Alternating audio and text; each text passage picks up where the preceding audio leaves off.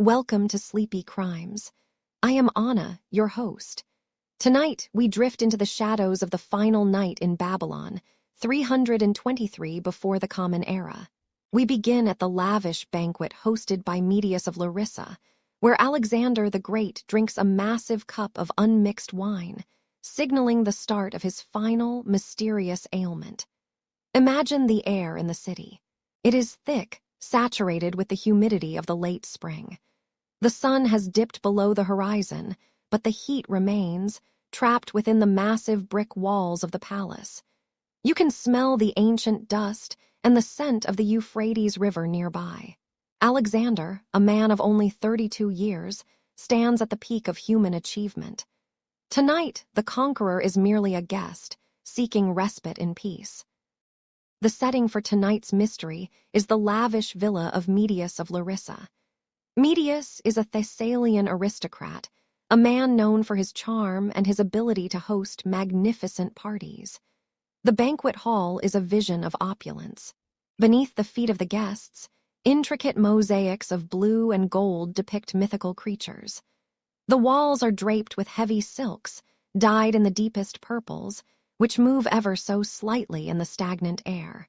Hundreds of small oil lamps are nestled in the alcoves, their flames flickering like distant stars against the polished stone. The light catches the jewelry of the Macedonian generals, the gold rings and the silver hilts of their daggers. There is a sense of victory here, but also an underlying exhaustion that hangs over the room like a heavy, silent shroud. The wine flows without restraint. In these final days, the drinking parties have become legendary, a way for the soldiers to drown the memories of years spent in the blood of battle. Medius leans close to the king, whispering words of praise. He is a master of the court, a man who knows that power is maintained with the cup. The guests are the elite of the empire, names like Ptolemy and Perdiccas, men who have followed Alexander into the jaws of death. They laugh, their voices echoing off the high ceilings, but the sound is hollow. Outside, the city is quiet, but within these walls, the revelry is frantic. The air grows warmer, the scent of unmixed wine filling the senses. This wine is pure, potent, and dark as the night itself in the darkness. At the center of the table sits a vessel of immense proportions. It is known as the Cup of Hercules. It is a massive crater, wrought from solid gold, its surface engraved with the labors of the hero. In the tradition of the Macedonian court, to drain such a cup is a sign of ultimate strength. Alexander, his eyes reflecting the fire of the lamps, reaches for the heavy handles. He is a man who has never known defeat, a man who believes himself to be more than mortal. He lifts the cup, the weight of the gold straining his muscles. The liquid inside is cold, a sharp contrast to the heat of the hall. The room falls into a respectful silence as the king prepares to drink. You can hear the soft, rhythmic, and distant breathing. As Alexander tilts the cup back, the wine spills over the rim, staining his tunic like a fresh wound. He drinks deeply, the unmixed liquid burning its way down his throat. But as the last of the wine disappears, something changes. A sudden, sharp sensation pierces through him. It is not the warmth of the alcohol, but a pain so intense and so unexpected that it feels like a spear has been thrust into his back, just below the shoulder blades. He gasps, the heavy golden cup slipping from his hands and clattering onto the mosaic floor with a jarring metallic ring. Alexander clutches at the air, his face draining of color, his skin turning a sickly, translucent gray. The laughter in the room vanishes instantly, replaced by a cold, suffocating dread that settles over everyone. The king is carried from the hall, his limbs heavy and unresponsive. He is laid upon a bed in the royal apartments, where the air is slightly cooler but no less oppressive. Outside, the Babylonian night continues its slow rotation. The stars remain indifferent to the suffering of the man who ruled the world. As the first light of dawn begins to touch the tips of the Ishtar Gate, the fever takes hold. It is a slow-burning fire that begins in the marrow of his bones and spreads outward. The mystery of what truly happened at the banquet of Medius has just begun. Was it the wine, or something much more sinister lurking in the dark? Tonight, we will lie here and wonder as the shadows deepen and the empire begins to tremble. Sleep safely. The dawn in Babylon did not break with the clarity of the Macedonian mountains. Instead, it arrived as a heavy, yellowing haze, pressing down upon the palace of King Nebuchadnezzar II. Inside the royal quarters, the air remained thick with the scent of wine and the lingering sweetness of the previous night's incense. Alexander, the man who had reshaped the map of the known world, lay motionless beneath sheets of fine linen. When the first rays of light touched the gold-leafed pillars of his chamber, he tried to shift his weight, to push himself up from the mattress as he had done 10,000 times before on the eve of battle. But his limbs felt as though they had been replaced with lead. There was a strange, vibrating heat radiating from the core of his chest, a fire that did not flicker but glowed with a steady, relentless intensity. This was the first morning of the fever, the moment when the legend of the invincible conqueror began to fray at the edges. The silence of the room was absolute, save for the rhythmic, labored sound of the king's breathing. It was a shallow sound, lacking the depth and vigor of a man who had once commanded legions with a single shout. His eyes, usually sharp and restless, were clouded now, fixed on the intricate carvings of the ceiling. He could hear the distant sounds of the palace awakening. The rhythmic scuff of sandals on stone, the clatter of bronze shields in the courtyard, and the low murmur of the guard were all familiar, yet they felt miles away. They were preparing for a day that he would not lead. The abdominal pain that had struck him like a dagger during the feast with Medius had dulled into a throbbing ache, but in its place, the temperature of his blood seemed to rise with every passing minute. It was as if the very sun he had chased across the horizon had finally caught him, lodging itself deep within his bones. When the royal physicians finally entered, their footsteps were hesitant, muffled by the heavy rugs that lined the floor. They were men of great learning, schooled in the traditions of both the Greeks and the peoples of the East, yet their faces betrayed a flicker of something close to terror. To look upon a sick king is to look upon a crumbling empire. They moved toward the bed with deliberate slowness, their eyes scanning the flush on Alexander's cheeks and the slight tremor in his hands. One of them reached out, his fingers trembling slightly as he touched the king's brow. The heat was startling. It was a dry, parching heat that seemed to suck the moisture from the very air. They did not speak at first.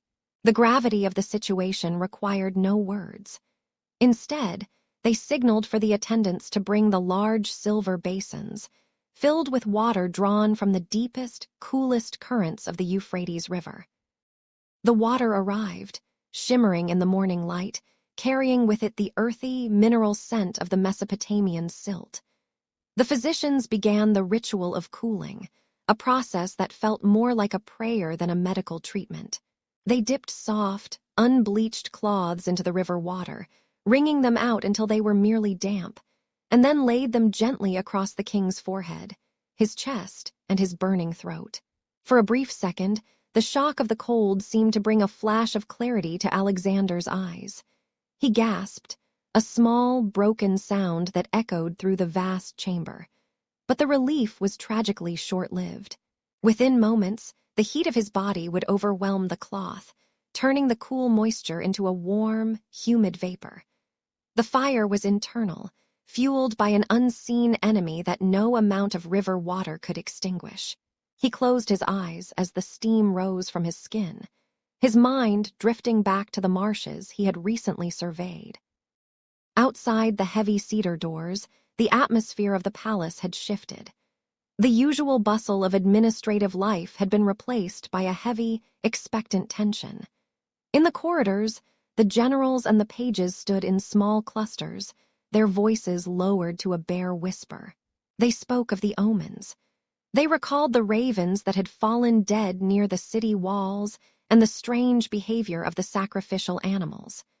They looked at the closed doors of the royal apartments with a mixture of loyalty and growing dread. If the king could not rise, who would hold the pieces of the world together?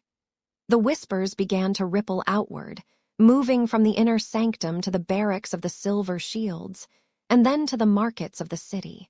The word fever was carried on the wind, a word that held more power to terrify than any Persian army. Every official report was scanned for hidden meaning, yet the truth was hidden behind those silent, guarded doors. As the morning progressed toward noon, the king's state became more erratic. He would drift into a light, fitful sleep, only to wake with a start, his hand reaching for a sword that was not there. He spoke in fragments, his voice a dry rasp.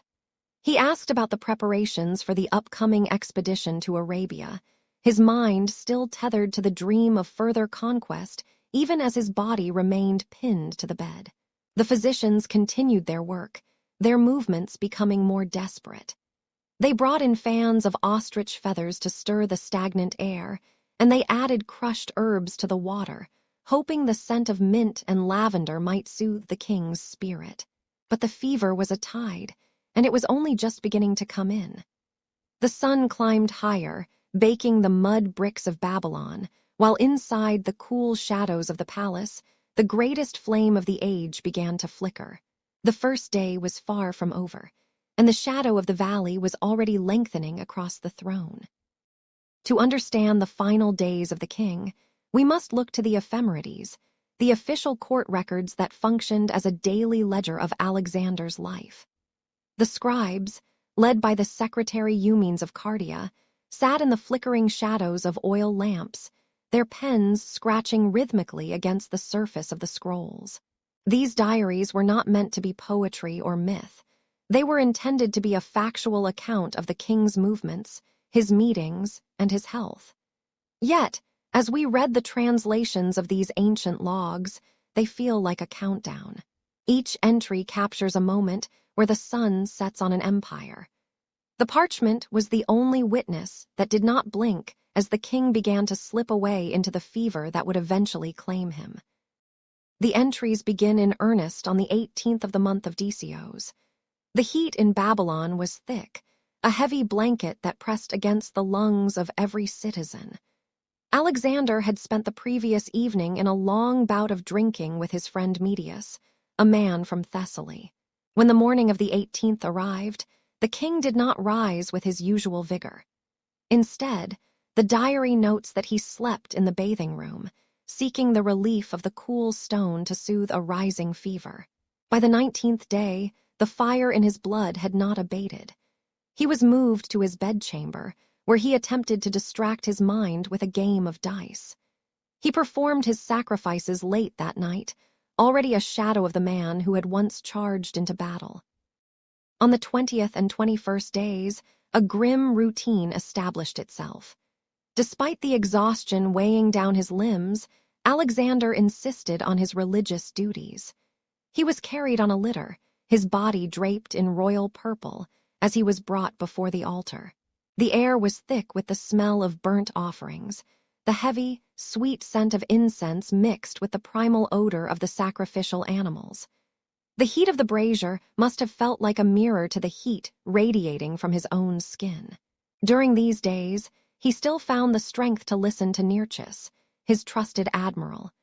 Nearchus spoke of the great voyage through the open sea, of the vast, blue horizon. Alexander listened, his eyes perhaps glazed with fever, dreaming of the water while his body burned. By the 22nd day, the decline moved from a simmer to a boil. The fever remained high, a constant companion that refused to leave his side. The royal diaries tell us that he moved his bed to lie beside the main bath, perhaps hoping that the proximity to the water would offer some psychological comfort. Even here, in his growing frailty, he remained a king. He summoned his officers to his bedside. They stood in the shadows, listening as he spoke about vacant positions in the army. He was planning for the future, for a campaign into Arabia that he would never lead. His mind was still a map of the world, even as his physical territory shrunk to the size of a silk-covered mattress. Every word he spoke was a victory over the weakness. The 23rd day marked a turning point toward the inevitable silence. The fever was now severe, a raging storm that left him unable to stand. He was carried out to perform his sacrifices, a sight that must have sent ripples of fear through the gathered soldiers. Later that day, he was placed on a boat and carried across the river to the northern palace, a place of gardens and quiet pathways. The gentle rocking of the boat on the Euphrates provided a momentary, deceptive peace. It was during this time that his voice began to fail him. The commands that had once echoed across the plains were reduced to a hoarse whisper, and then to nothing at all. He could see his generals, he could recognize their faces, but the bridge between his mind and the world was being dismantled.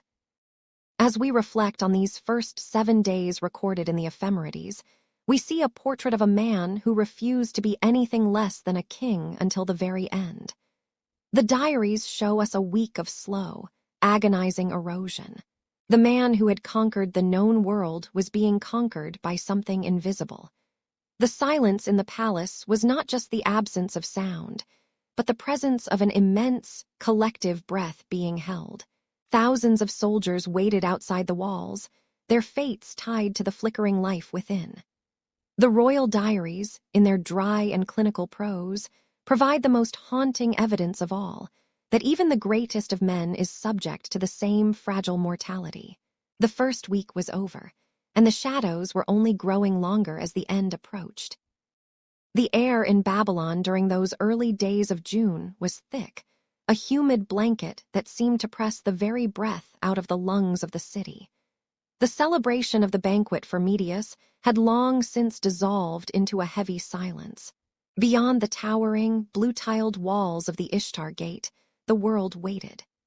The Macedonian veterans, men who had followed Alexander from the rolling hills of Pella to the drenching rains of India, were now gathered in the dust of the palace courtyard. They did not speak much. When they did, their voices were low, gravelly whispers that barely rose above the slow, rhythmic lap of the Euphrates against its banks. They stood paralyzed by the stillness emanating from the royal quarters. They leaned on their pikes, casting elongated shadows across the baked earth. They could smell the heavy scent of burning frankincense and the bitter tang of medicinal herbs drifting from the upper windows, a sensory reminder that their king was mortal after all. 10,000 veterans stood in the shimmering heat, their leather and bronze armor hot to the touch. The atmosphere had shifted from the frantic energy of a city preparing for a new Arabian campaign to the leaden weight of a funeral watch. Rumors moved through the ranks like a slow-moving fever. Some said he was already dead, and that the generals were hiding his body to secure their own power. Others whispered that a curse had finally caught up with him, a divine retribution for entering Babylon despite the warnings of the seers. The soldiers looked at the high palace walls, their eyes searching for any sign of movement. They remembered him as the boy on the black horse, and now they could only imagine him trapped in the suffocating luxury of a bedchamber. The dust in the courtyard was fine and white, settling in the creases of their weathered faces. Each minute felt stretched, an eternity of waiting. Inside the palace, the corridors were a different kind of battlefield. The generals, the men who would soon be known as the successors, moved with a calculated grace that masked an underlying desperation. Perdiccas, Ptolemy, and Leonatus stood in the antechambers, their eyes meeting in brief, sharp glances. The air here was cooler but far more pressurized. There was a specific sound to their waiting, the soft scuff of leather sandals on polished stone and the occasional sharp clink of a signet ring against a wine goblet. They were waiting for a word, a name. But the king had become a statue of flesh and bone. The crown sat on a table nearby, its gold reflecting the flickering torchlight, looking strangely small. They knew that outside, the empire spanned thousands of miles, yet within these few rooms, the entire structure of the known world was beginning to fray at the edges. The tension was not just about grief. It was about the vacuum that was opening in the heart of the world. Alexander had left no clear air, and the silence from the bedchamber was becoming a roar. Some whispered that he had been asked to whom he left his kingdom and had replied, "To the strongest," but even that phrase felt like a curse in the heat of the afternoon. It offered no clarity, only a promise of future blood. The generals looked at one another not as comrades, but as rivals measuring the distance between their own hands and the throne. Every sigh from the king's room was scrutinized. The weight of the lack of a decision hung over them like the gold-threaded tapestries that lined the walls, damp with the humidity of the summer. In the corner, the royal diaries recorded the mundane details of his decline. On the 11th day of the fever, the soldiers' patience finally broke. They moved with a collective, unstoppable will toward the palace gates. They demanded to see him. The gates were eventually opened, and the veterans began a slow, solemn procession. They filed through the royal apartments in a line that stretched back into the city streets. They moved with a funereal pace, their heavy boots making a rhythmic thud against the stone floors. As they passed his couch, the king could no longer speak. He lay there, 32 years old, his body paralyzed. He could only move his eyes, struggling to acknowledge the men who had bled for him. It was a scene of profound, quiet agony, a moment where the conqueror became the observed, a silent icon of fading strength. Each soldier took only a few seconds to look at him, but those seconds were etched into history. They saw the hollows of his cheeks and the way his hand lay motionless. The air in the room was heavy with the smell of unwashed bodies and sweet lilies. There were no roars of command now, only the sound of labored breathing. When the last soldier had passed, the silence that returned was the silence of the end. The generals returned to their positions. Perdiccas held the signet ring that Alexander had handed to him in a final, wordless act. The power was shifting, drifting away from the man on the bed and into the shadows, leaving the empire trembling on the edge of an abyss. The air in Babylon that June was a heavy, suffocating blanket. It was the year 323 before the Common Era, and the summer sun had turned the great city into a kiln of baked mud and shimmering heat. Inside the palace of Nebuchadnezzar II, the thick stone walls offered little relief. The scent of heavy incense and damp linen hung in the still air of the royal apartments. Outside, the Euphrates River flowed sluggishly, its waters murky and slow, mirroring the cooling blood of the man who lay within. Alexander, the master of the known world, was retreating into a landscape where no army could follow. The hours stretched into a long, golden haze of uncertainty. Every breath he took seemed to echo against the vast, silent vaults of the ceiling, a rhythmic countdown to the unknown. As the fever burned through his strength, a terrifying silence began to fill the royal bedchamber. For a man whose life was defined by the power of his command, by words that spurred thousands across the Hindu Kush, the loss of his voice was a profound defeat. It did not happen all at once. It began as a roughness in his throat, a dryness that no wine could soothe. By the 10th day of his illness, the syllables began to fracture. By the 11th, they were gone. He lay upon his golden couch, his chest rising in shallow, labored rhythms. The sounds of the city beyond the walls seemed to drift further away, leaving him in a private world of heat and shadow. He was a king who could no longer issue a decree, a general who could no longer call a charge. The generals, his companions since their youth, stood in a semicircle around the bed. There was Perdiccas, the somber commander who now held the highest rank. There was Ptolemy, whose keen eyes were already calculating the future, and Seleucus and Leonatus. They were giants of men, scarred by years of Persian arrows and Indian spears, yet in this quiet room they looked like frightened children. They leaned in close, hoping for a final instruction, a name, or a plan for the vast empire that now hung in the balance. But the king's lips remained sealed. The silence in the room was so thick that the flickering of the oil lamps sounded like the beating of heavy wings against the tapestries. They stood in the presence of a god who had finally been rendered human by the silence. Then, with an effort that seemed to drain the very last of his vitality, Alexander moved his right hand. It was a slow motion, a ghost of the grace he once possessed. His fingers, now thin and trembling, moved toward his other hand. He was reaching for the signet ring, the heavy band of gold that carried the royal seal of Macedon. This ring was more than jewelry. It was the physical manifestation of his will. To hold it was to hold the power to command armies and decide the fate of millions. The metal caught the dim light, glinting with a cold brilliance as he worked it loose from his knuckle. Every eye in the room was fixed on that small circle of gold. It was the only voice he had left, a silent testament to the weight of his legacy. When the ring finally came free, Alexander held it out, his arm shaking with the weight of the gesture. He looked directly at Perdiccas. The room held its breath. The air grew stiller as Perdiccas stepped forward, his sandals whispering against the stone floor. He reached out and took the ring from the king's open palm. It was a transfer of stewardship, a bridge over the abyss. By giving the ring to his chiliarch, Alexander was not naming a permanent heir, but he was choosing a guardian for the immediate chaos.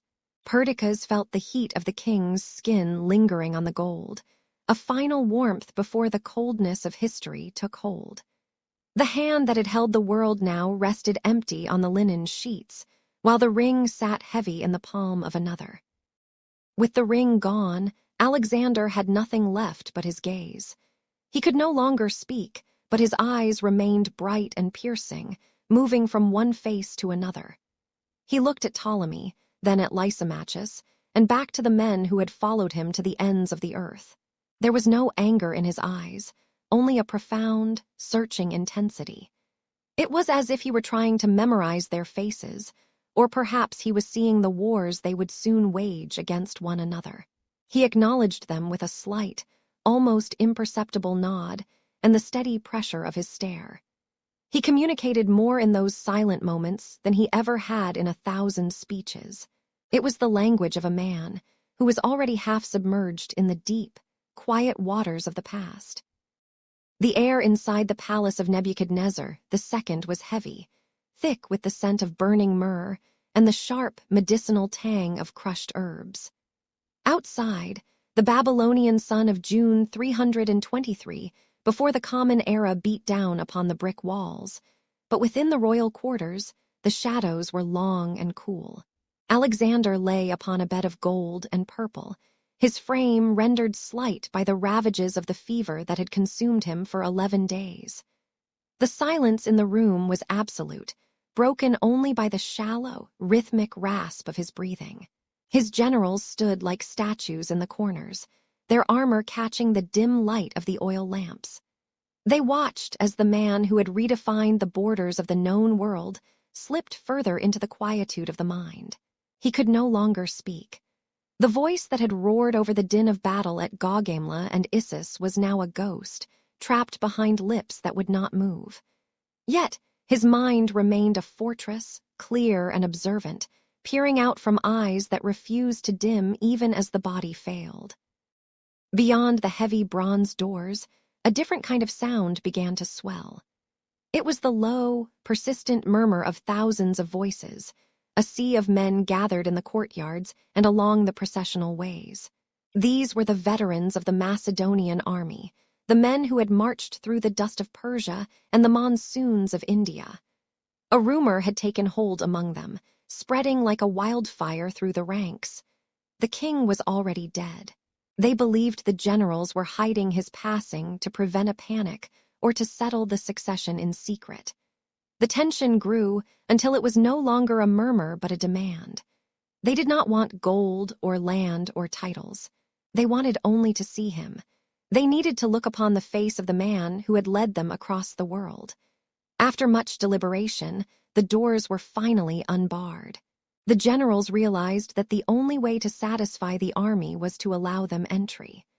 One by one, In a line that stretched beyond the palace gates and into the heart of the city, the soldiers were permitted to file past the royal couch. Imagine the sound of those first steps on the polished stone floors, the rhythmic click of bronze greaves and the soft shuffle of leather sandals. The first group to enter were the veterans, the gray-haired men who had known Alexander since he was a boy in Pella. They entered in a single, solemn line, their helmets held against their chests. As they crossed the threshold into the dimness of the bedchamber, the heat of the city fell away, replaced by the cool, hushed sanctity of the end. There was no talking. A command had been issued for absolute silence, but no command was truly necessary. The sight of the king, propped up on his pillows, was enough to strike the boldest warrior dumb. He was 32 years old, yet in the flickering lamplight, he looked like an ancient spirit, carved from ivory and shadow. His skin was pale, nearly translucent, and the sheets of fine linen looked heavy against his chest. But as each man approached, something remarkable happened. Alexander's head did not move, and his hands remained still, but his eyes were alive. He met the gaze of every single man. As a soldier reached the foot of the bed, Alexander would shift his eyes toward him. It was a slow, deliberate movement, a final act of recognition for the individuals who had bled for his ambition. To the soldier, that look was everything. It was a bridge spanning the vast distance between a god-king and a common footman. In those dark, piercing eyes, the soldiers saw the reflection of their shared history. They saw the river crossings, the sieges, and the long nights under the stars of the Hindu Kush. Alexander's gaze was not one of pity, but of profound acknowledgement. He was telling them without a word that he knew them. He remembered the face of the Phalangite who had held the line at the Granicus. He recognized the veteran who had survived the thirst of the Jedrosian desert. For hours, this silent dialogue continued. The sun moved across the sky, casting long, rectangular beams of light through the high windows, and still the men came. They were a river of bronze and iron, flowing through the heart of the palace, drawn by the gravity of a dying star. The sheer scale of the farewell was staggering. Historians tell us that this process lasted for much of the day and into the night. Thousands of men, perhaps tens of thousands, moved in a slow, mournful loop.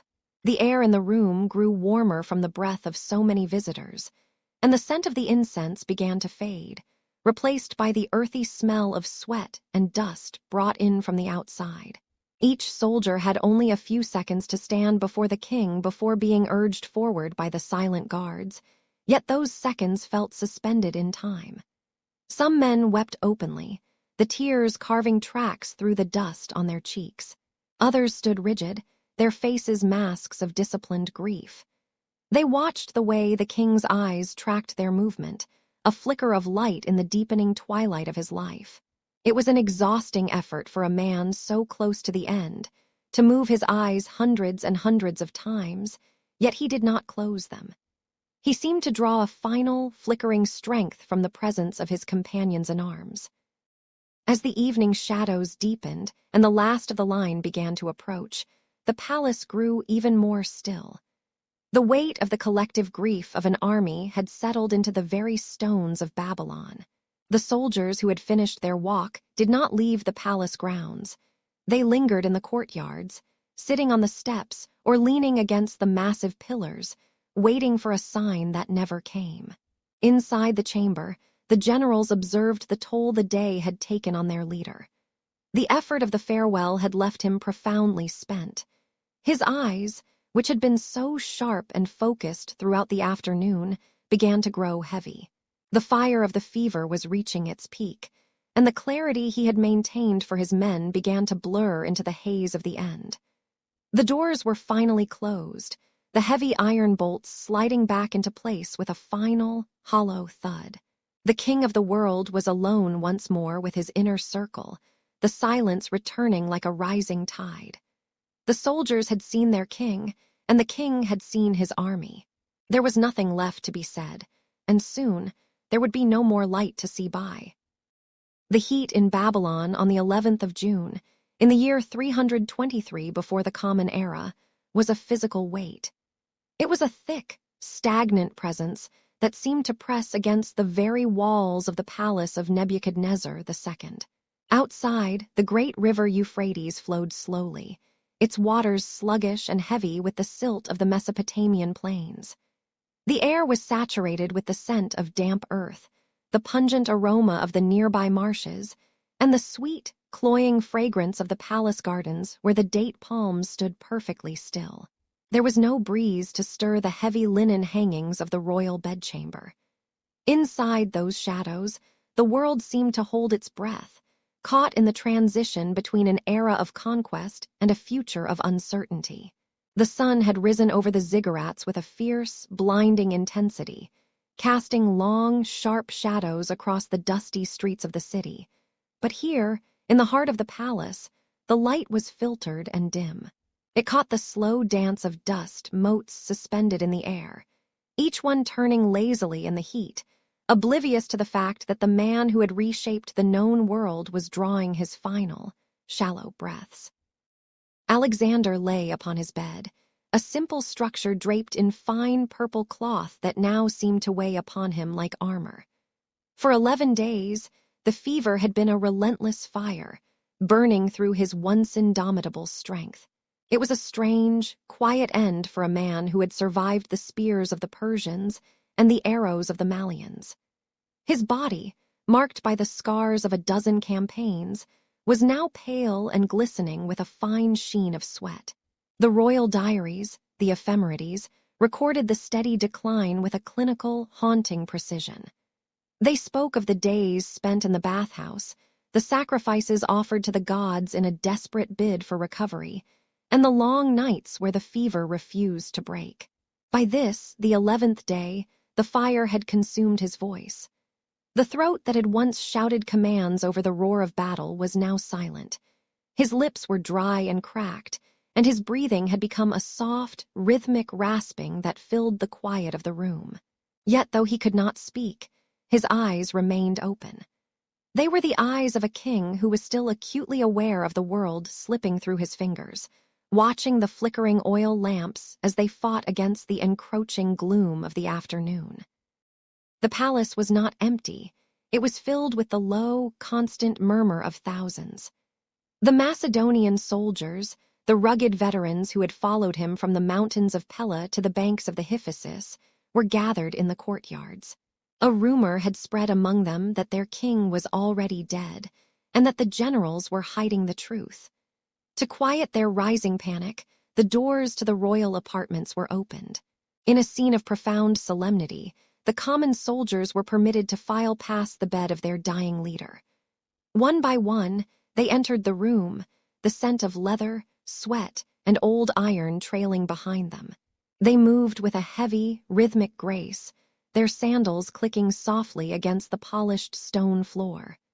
Many of these men were battle-hardened and scarred, yet as they approached the bed, their faces were etched with a raw, collective grief. Alexander watched them. He could not lift his hand to clasp theirs, nor could he speak the names of the men who had bled for him. Instead, he greeted them with his eyes. He moved his gaze from one face to the next, a slow, deliberate nod of the head acknowledging each man's service. It was a final, silent review of his army, a wordless goodbye that lasted for hours as the line of soldiers seemed to stretch on into eternity. As the afternoon began to wane, the light in the chamber turned a deep, bruised amber. The shadows lengthened, stretching across the floor like the fingers of the very gods the king had sought to emulate. The Chaldean priests had once warned him that to enter Babylon from the west, facing the setting sun, was a sign of certain decline. Now, that sun was dipping toward the horizon, casting a golden glow over the city of brick and bronze. The heat did not break. If anything, it became more oppressive, a warm blanket of air that smelled of ancient dust and the incense burning in the distant temple of Serapis. In that temple, several of his closest companions had kept an all-night vigil, asking the god if the king should be brought there for healing. The oracle's answer had been chillingly clear. It was better for him to remain where he was. It seemed the heavens themselves had accepted the inevitable. The room was now crowded with the high-ranking generals, the Diadachi, who had been his hands and eyes during the long years of war. They stood in the corners, their shadows merging with the tapestries, watching the rise and fall of his chest with a mixture of reverence and growing ambition. The moment of transition was approaching. History tells us that as the end drew near, the generals pressed him for a final command. They asked to whom he bequeathed his vast, sprawling empire, a kingdom that stretched across 2 million square miles. Some say he managed to whisper the words to the strongest, while others believe he remained entirely speechless, his only answer the passing of his signet ring. He reached out with a trembling hand, his fingers brushing against the palm of Perdiccas, and pressed the heavy gold band into the general's grasp. It was a small sound, the clink of metal against skin, but it echoed like a thunderclap in the silence of the room. With that gesture, the burden of the world was transferred. His breathing grew slower, the gaps between each inhalation stretching longer and longer. The struggle that had defined his life, the constant push toward the horizon, the refusal to be contained, was finally subsiding. The conqueror was finding a stillness that no city or mountain could ever provide. His eyes, which had seen the wonders of Egypt and the riches of Persepolis, began to lose their focus, drifting toward the ceiling where the shadows danced in the flickering light of the final lamps. As the sun finally disappeared beneath the horizon, plunging Babylon into the sudden, cooling purple of a desert twilight, Alexander the Great drew his last breath. It was a quiet departure, a soft exhale that carried with it the end of an era. The room remained still for a long time, the silence so profound that it seemed to ring in the ears of those present. The fever was gone, leaving only a cold, marble-like peace in its wake. The man who had been a god to some and a demon to others was now merely a figure of history, lying motionless on a bed in a foreign palace. Outside, the news began to ripple through the camp, and the sound of wailing rose from the city streets. Men shaved their heads in mourning, and the mother of the defeated Persian King Darius, who had come to love Alexander as a son, turned her face to the wall and refused to eat. The world he had built was already beginning to fracture, the threads of his empire starting to unravel the moment his heart stopped. But for now, in the chamber, there was only the cooling stone, the smell of the river, and the profound, heavy peace of a conqueror who had finally reached the end of his road. The air in Babylon during the month of June is not merely warm. It is a physical weight, a thick, shimmering curtain of heat that clings to the skin and slows the very pulse of the city. In the year 323 before the Common Era, this heat became a silent witness to a scene that defied every law of nature. Alexander, the man who had carved an empire from the edges of the Mediterranean to the banks of the Indus, lay still upon his royal bed. The physicians had stepped back, their tools exhausted, and the word had spread through the corridors of the palace. The King of Kings was no more. Outside, the world seemed to hold its breath as the sun dipped low. The soldiers gathered in the courtyards, their grief a low hum against the stifling silence. In such a climate, the transition from life to decay is usually swift and merciless. Under the punishing sun of Mesopotamia, the human form typically begins its surrender to the elements within mere hours. The moisture in the air and the intensity of the heat usually invite the first signs of corruption, the darkening of the skin, and the unmistakable, heavy scent of the end. Yet, as one day bled into the next, those who tended to the royal remains noticed something that chilled them. There was no odor. There was no discoloration.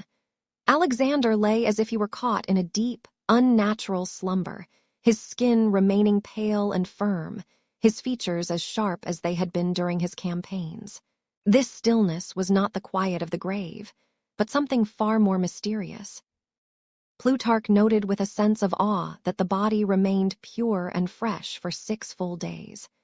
Even as the generals began their whispered conspiracies over the succession, and the empire started to fray at the seams, the king's physical form remained a statue of perfection. To the Macedonian soldiers, this was not a medical curiosity, it was a divine revelation. They remembered the stories his mother had told, that he was the son of Zeus Salmon, a being of celestial lineage. If his body refused to rot in the furnace of a Babylonian summer, it could only mean that the gods were preserving their own. He was not a mortal who had died. He was a deity who had simply discarded the need for breath, standing on the threshold of an immortality that the world could finally see. But modern science offers a far more haunting explanation for this miracle. Researchers have proposed a theory that shifts the narrative from the supernatural to the physiological. They point toward a rare neurological condition known as Guillain-Barré syndrome. Imagine, for a moment, the king lying there, his mind perfectly lucid while his body becomes a silent tomb. This syndrome is an autoimmune disorder where the body's defenses turn inward, attacking the nerves. It often begins with a simple infection, perhaps the one Alexander contracted during those final days of feasting, and it leads to a progressive paralysis. The conqueror was not fading into the light of the gods, but was instead being locked within his own flesh. He was awake, and he was aware, even as the world around him prepared for his departure. This theory suggests that when the physicians declared him dead, they were witnessing the final stage of this paralysis. In the ancient world, death was measured by the breath. As the paralysis reached Alexander's chest muscles, his breathing would have become so shallow that it was invisible to the naked eye. To the doctors of the 4th century before the Common Era, a man who did not visibly breathe was a man who had departed. But according to this modern interpretation, the miracle of the body was actually a terrifying case of false death. He was not preserved by divine grace. He was simply still alive, his metabolic demands so low that his body remained suspended. This state of pseudo-thanatos meant the king was effectively buried while his heart still beat with the faint rhythm of life. Consider the psychological weight of those 6 days. While the empire's future was being bartered away in the next room, Alexander might have been able to hear the voices of his grieving friends and the clatter of armor in the hallways. He would have felt the heat of the room and the touch of those who came to pay their respects. He was trapped in a state of living ghosthood, watching his own funeral preparations. The very stillness that his followers worshipped as a sign of his divinity was, in reality, a prison. He was a prisoner of his own success, his body so robust that he lingered in the doorway between worlds, unable to move or speak, while the living treated him as a memory to be divided among his many ambitious generals.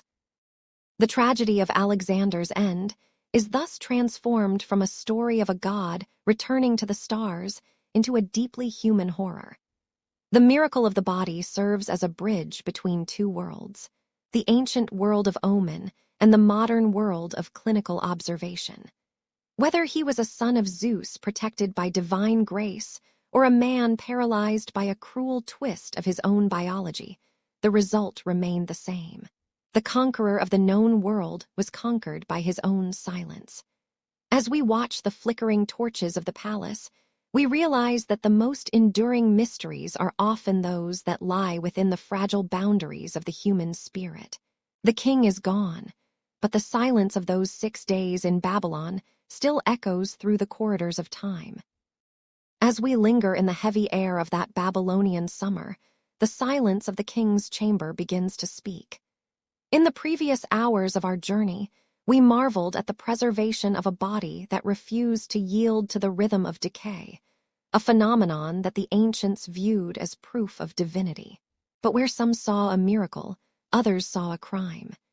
In the flickering light of the palace of Nebuchadnezzar II, the whispers of the court began to turn away from the gods and toward the hands of men. To understand the shadow that falls across the throne in June of 323 before the Common Era, we must look closely at the hands that served the king. Specifically, we must look at the hands of the royal cupbearer, a young man named Iolaus. He was not a mere servant, but a son of the most powerful governor in the empire, and his presence at the king's side was both an honor and a terrible opportunity. Imagine the scene. The air is thick with the scent of roasted meats and expensive oils, the sound of laughter echoing against high, stone walls. But beneath the revelry, there is a tension so sharp it could cut the very silk of the royal tapestries. Iolaus stood in the periphery, his eyes perhaps reflecting the dancing flames of the oil lamps. As the son of Antipater, the regent who had ruled Macedonia with an iron grip for over a decade, Iolaus was a piece on a much larger chessboard. His father, thousands of miles away in the rugged hills of the north, was a man who felt the ground shifting beneath his feet. For years, Antipater had been the king's loyal shadow in Europe, but the letters coming from the east had grown cold and suspicious. Alexander was no longer the golden youth who had left Pella. He was a distant, mercurial emperor who had begun to execute his oldest friends for perceived slights. The rumors reached Antipater that the king intended to replace him with the general Craterus, a move that in those times often preceded an execution.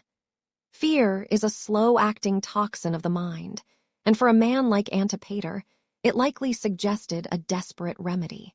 The political climate was like a storm waiting to break, and the center of that storm was the silver cup held in the steady hands of his son. The theory of poisoning hinges on a banquet hosted by Medius of Larissa, a close friend of the cupbearer.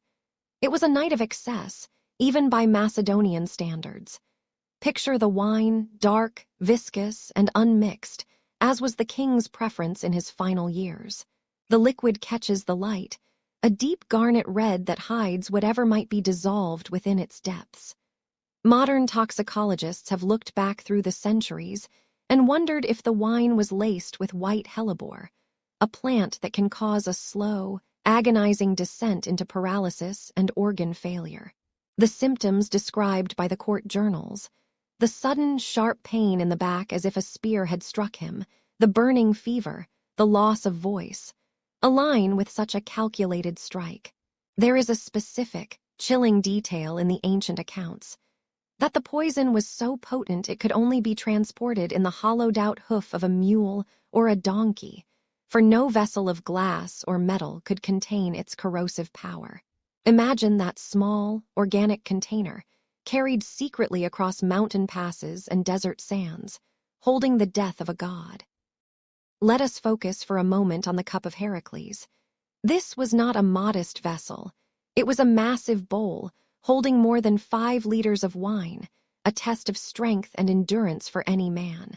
When Alexander raised it to his lips, the room must have fallen into a respectful, perhaps expectant, hush. The silver of the cup would have been cool against his skin, a brief reprieve from the stifling heat of the Mesopotamian night. As he drank, Iolaus would have watched. Every swallow, every tilt of the head would have been measured in heartbeats. When the king finished, he did not set the cup down with a satisfied sigh. Instead, the accounts tell us he let out a sharp cry of agony. The wine, which should have brought the warmth of oblivion, instead brought a fire that could not be extinguished. In that moment, the trajectory of history was altered by a few ounces of liquid. The investigation into this cup is an investigation into the nature of trust.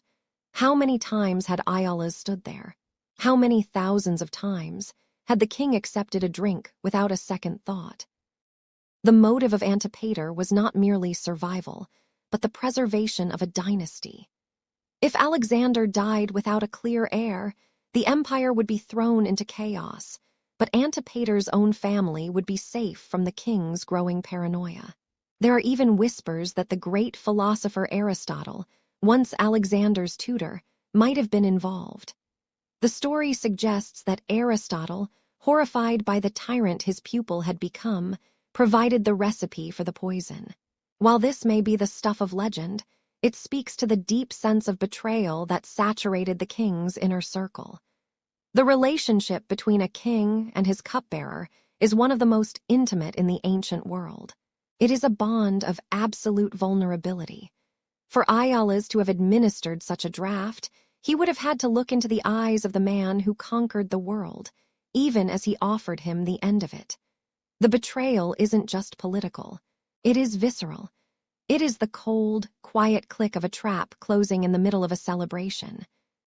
Centuries later, the mother of the king, Olympias, would become obsessed with this theory. Her grief was a wild, vengeful thing.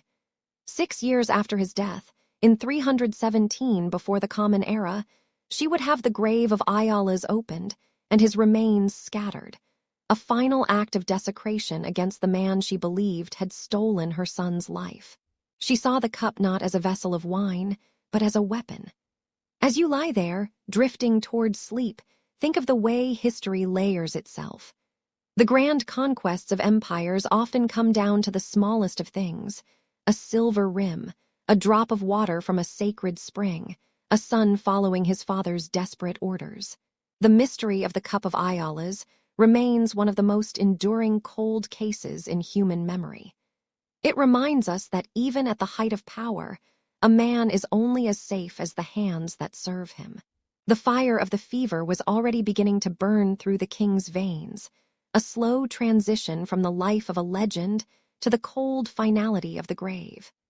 We rest now in the shadow of that silver cup, letting the questions dissolve into the dark. Deep in the Balkan Mountains, where the soil stays cool and the mist clings to the jagged limestone, there grows a plant with leaves like pleated fans. It is the white hellebore, known to the ancient botanists as Veratrum album. Its flowers are small and star-shaped, a delicate cream color that belies the potent chemical fire hidden within its roots. In the 4th century before the Common Era, this plant was no secret. The Greeks knew it well, though they treated it with a reverence born of absolute terror. It was a tool of the physicians, used in minute, controlled quantities to purge the body of what they called the black bile of melancholy. But the line between a cure and a curse was thinner than a silk thread. To handle the root was to touch the hem of the shroud itself. We must imagine the court of Babylon, heavy with the scent of lilies and the stagnant heat of the Mesopotamian summer, and consider how this mountain-born toxin might have found its way into a golden chalice. The mystery of the hellebore lies in its rhythm. Unlike the swift, violent arrival of hemlock or the sudden, gasping end brought by strychnine, the white hellebore is a patient killer. When its alkaloids are fermented into wine, they do not immediately announce their presence with a bitter warning. Instead, they wait. Modern toxicologists, specifically those led by Dr. Leo Shep in 2014, have looked back through the lens of centuries to map the king's decline against the biological clock of this specific plant. The symptoms recorded in the ancient royal diaries are a haunting match. First comes the fire in the chest, a searing pain that many might mistake for the sudden onset of a heart ailment. Alexander was said to have cried out as if he had been struck by a physical blow to the stomach. It was a sharp, agonizing beginning to a descent that would last for 12 long days, a duration that baffles those who seek a simpler, faster poison. As the toxin begins to circulate, it whispers to the heart, commanding it to slow. In the quiet chambers of the palace, the royal physicians would have pressed their fingers to Alexander's pulse, finding it sluggish and erratic. This is the signature of the hellebore, bradycardia. The heart rate drops, the blood pressure fails, and a profound weakness settles into the marrow of the bones.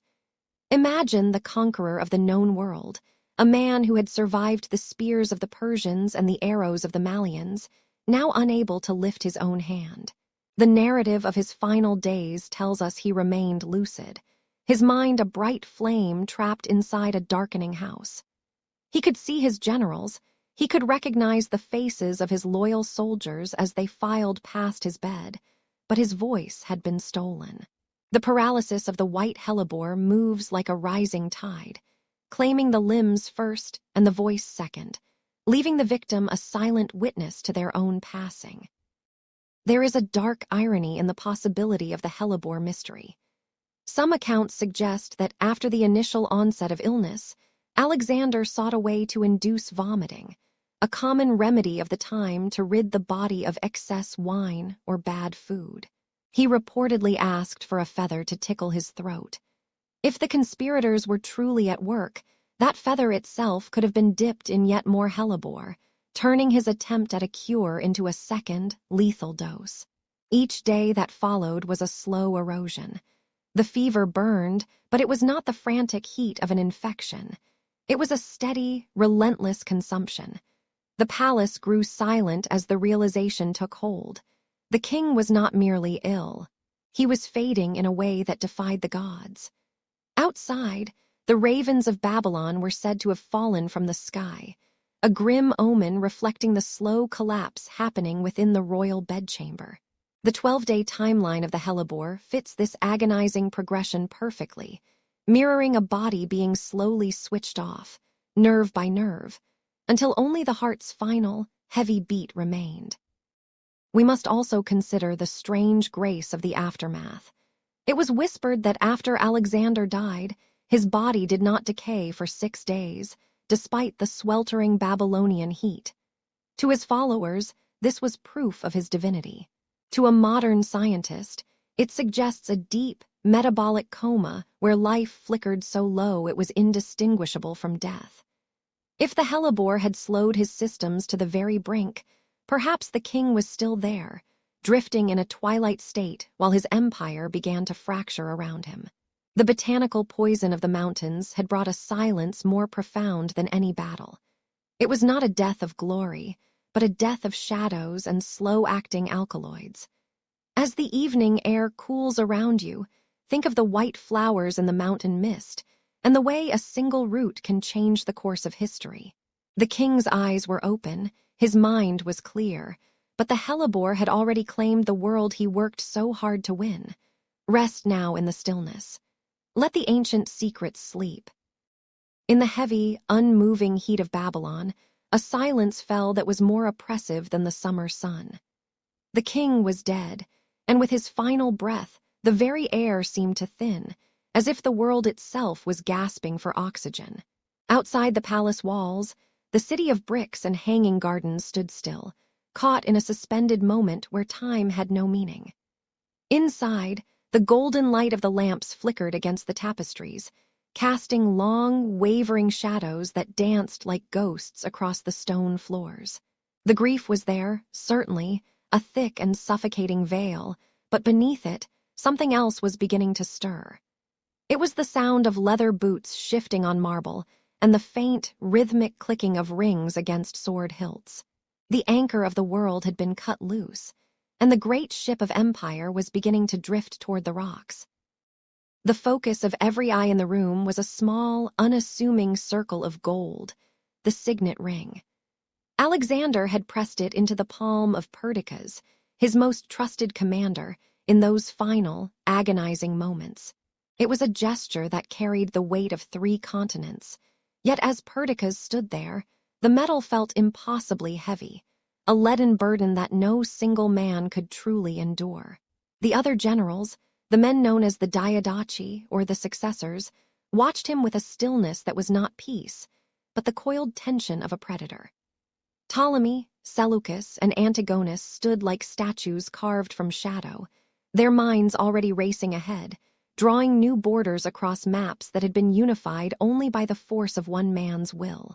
The ring was a key to a door that everyone wanted to open, but no one wanted to share. The unity that had conquered the known world began to fray at the edges before the body was even cold. In the camps outside the palace, the common soldiers, the men of the phalanx who had bled in the dust of India, were murmuring. They did not want a child in a womb or a council of nobles. They wanted a king of the blood. They called for Philip Euryhidius, Alexander's half-brother, a man whose mind was simple but whose lineage was pure. Opposing them were the elite cavalry, the companions who looked toward the unborn child in the queen's womb. This friction was the first crack in the marble, a divide between the boots on the ground and the minds in the war room. Eventually, a fragile, hollow compromise was reached. Two kings, one a man who could not lead and the other a child who had not yet been born.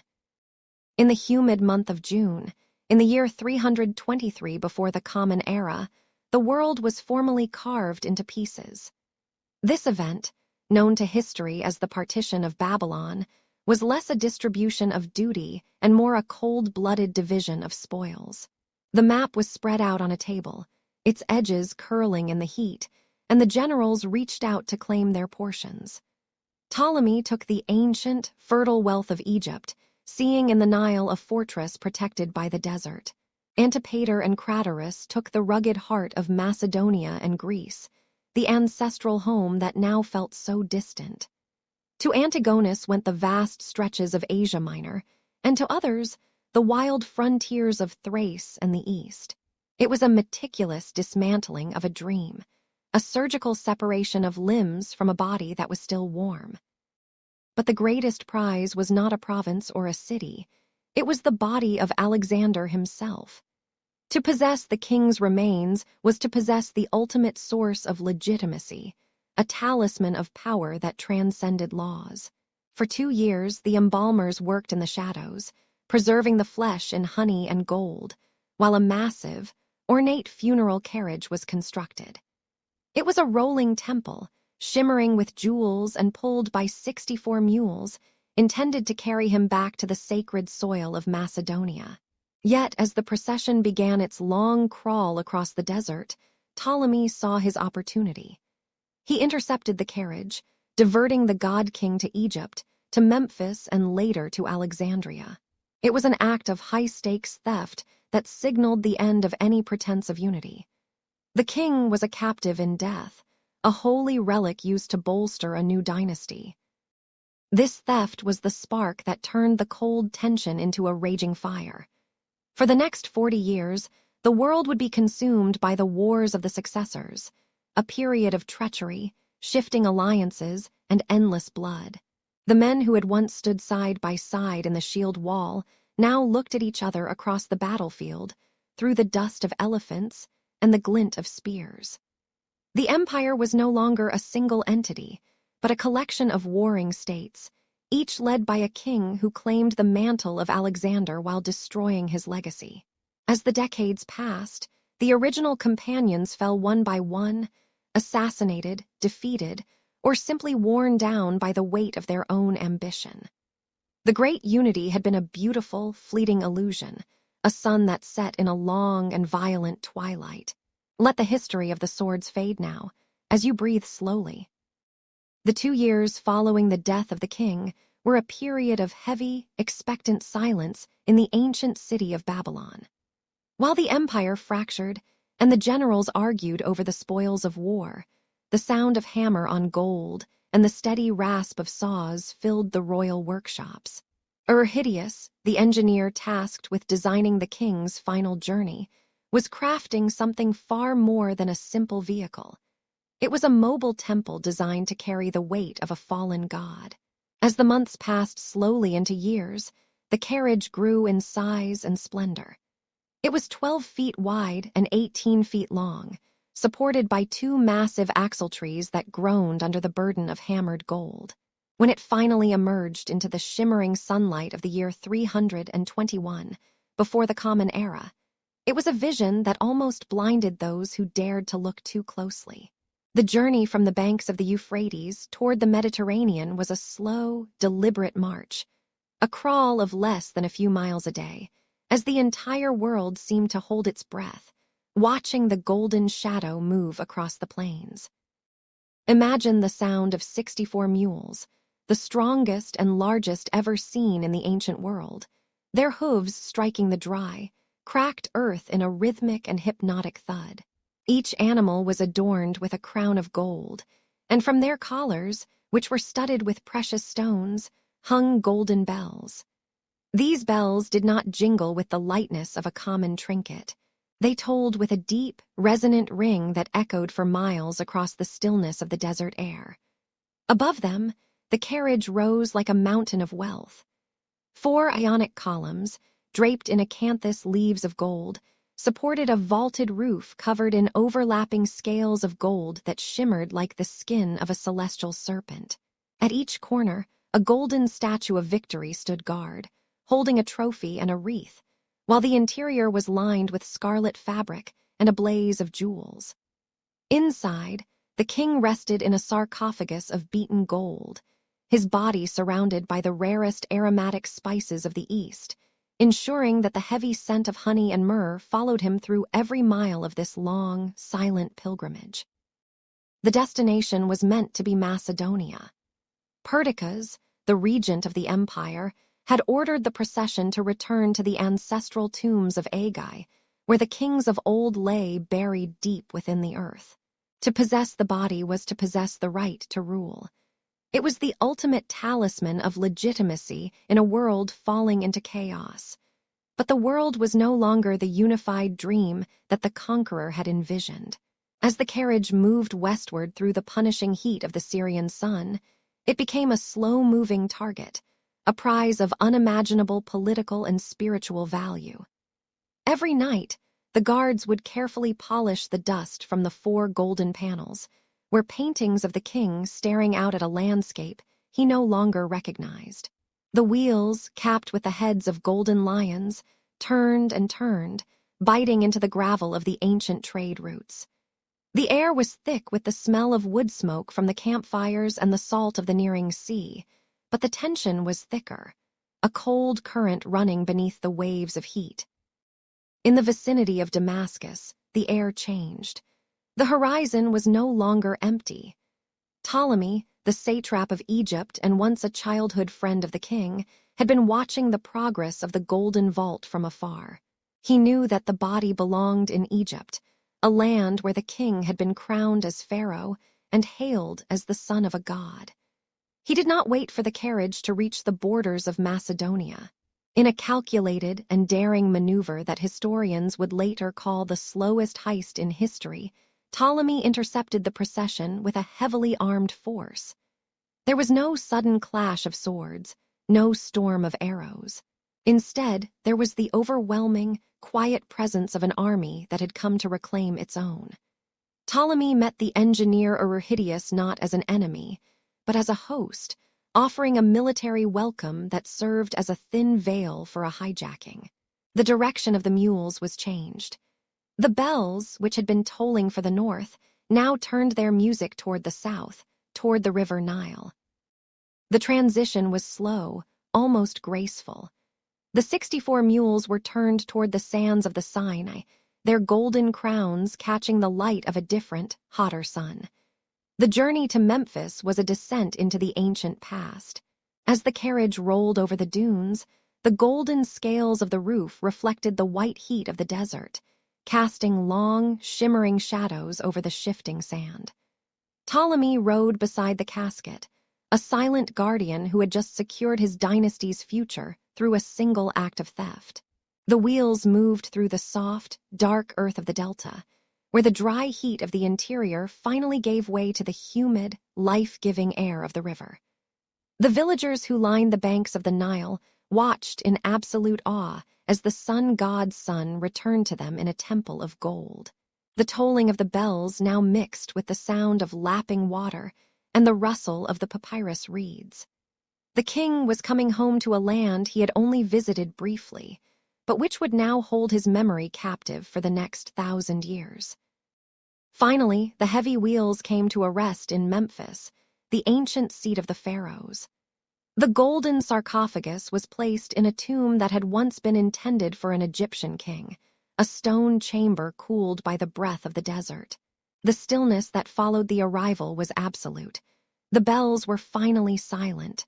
The mules were unhitched.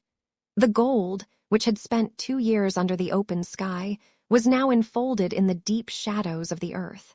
Ptolemy had won the first battle of the successors without shedding a single drop of blood. He had stolen a god, and in doing so, he had anchored his own throne in the soil of Egypt. But as the tomb was closed, the mystery of the final resting place began to settle like the dust in the chamber. The body was safe for now, but the wars for his legacy were only beginning to burn. The stolen sarcophagus was no longer just a coffin. It was the foundation of a new empire, a golden anchor in the shifting tides of history. The heat in Babylon during that June of 323 before the Common Era was a heavy, physical presence. It hung in the air like a damp shroud, thick with the scent of the Euphrates River and the dry, sun-baked mud of the city walls. Inside the palace of Nebuchadnezzar II, the world had slowed to a rhythmic, agonizing pulse. The great conqueror, a man who had reshaped the map of the known world by the age of 32, now lay within a room where the only movement was the flickering of oil lamps and the slow, rhythmic swaying of fans held by silent attendants. The atmosphere was one of suspended animation, a quiet so profound that it felt as though history itself was holding its breath. Outside, his veteran soldiers, men who had followed him across thousands of miles of dust and blood, gathered in the courtyard. They moved like shadows, their whispers lost to the dry wind, waiting for word from the inner sanctum, where the pulse of an empire was fading into the dim light of the evening. Modern science looks back at those final 11 days with a cold, analytical eye, peeling back the layers of myth to find the biological truth. One of the most persistent suspects is malaria, a ghost that haunted the marshlands where Alexander had recently traveled to inspect flood defenses. Imagine the microscopic invaders entering the bloodstream, a silent army far more effective than any Persian defense. The doctors of the University of Maryland have pointed toward typhoid fever as a likely culprit, a slow-burning fire that would have ravaged his body from the inside out. They describe the high, unrelenting fever, the severe abdominal pain that made him cry out in agony, and the exhaustion that eventually robbed him of his voice. In the quiet of a modern laboratory, these theories carry the weight of probability, suggesting that the man who thought himself a god was brought low by a single, contaminated drop of water, or the bite of a common insect in the heat of the Mesopotamian summer. But there is a darker shadow that stretches across the palace floor, one born of human ambition and the bitter taste of betrayal. For centuries, the theory of poisoning has lingered like the dregs of unmixed wine in a silver cup. Some accounts suggest that after a massive feast in honor of Heracles, Alexander drained a huge vessel of wine and felt a sudden, sharp blow to his back, as if a spear had pierced his spine. We can almost see the suspicious glances exchanged between his generals, men like Antipater and his sons, who feared the king's growing erratic temper and his plans for further, endless conquests. The poison, some believe, was a slow-acting toxin, perhaps derived from the white hellebore plant, hidden within the cooling depths of the royal wine. It is a narrative of palace intrigue, where the silence in the room is not just one of mourning, but of a calculated, terrifying patience as the leaders of the Macedonian army waited for the throne to become vacant. Yet the most haunting detail of his passing is not the fever or the pain, but what happened after the breath supposedly left his body. In the scorching heat of a Babylonian June, the body of the king lay for 6 days without any sign of decay. To the ancient Greeks and the mourning soldiers, this was the ultimate proof of his divinity. They believed the gods themselves had preserved his flesh, keeping him pristine and unblemished as a sign of his celestial origin. The incense burned in the chamber, the heavy fabrics of his royal attire remained undisturbed, and the skin did not pale or wither. For nearly a week, he remained a statue of gold and marble, a silent god resting in the heart of his new capital. This perceived miracle fueled the legends for 2 millennia, creating a figure who transcended the mortality of the men he led. It was a stillness so unnatural that it seemed to defy the very laws of nature, turning the palace into a shrine before he was even placed within his coffin. In recent years, a new and unsettling theory has emerged from the halls of modern medicine, specifically from the research of Dr. Katharine Hall. She suggests that Alexander was not a god, nor was he actually dead during those 6 days of preservation. Instead, he may have been a victim of Guillain-Barré syndrome, a rare neurological disorder where the body's immune system attacks its own nerves. This would have caused a progressive, symmetrical paralysis, starting from his feet and moving upward, eventually stealing his voice and his ability to move even a finger. Imagine the horror of being entirely conscious, your mind as sharp as the edge of a sword, while your body becomes a living tomb. His breathing would have been so shallow, so nearly invisible to the physicians of the ancient world, that they would have declared him dead long before his heart actually stopped. Under this lens, the miracle of his lack of decomposition becomes a tragedy of a man buried while still alive, trapped in a silent, paralyzed vigil as his empire began to fracture around him. We are left to wonder which truth lies beneath the dust of Babylon. Whether it was the fever, the poison, or a body that simply turned against itself, the result remains the same. The man who conquered the world was ultimately conquered by the silence of his own biology. The map he drew has long since faded, the cities he built have crumbled into the sand, and the golden tomb in Alexandria remains lost to the tides of time. But the mystery of those final days continues to whisper to us, a reminder of the fragility that haunts even the most powerful among us. The sun sets now over the ruins of his palace, casting long, purple shadows over the bricks of the Ishtar Gate. The heavy air of the desert grows cool, and the voices of the past are finally still. The case rests now. Let the details fade. You are safe. Close your eyes, breathe deeply, and have a good night. Sleep well.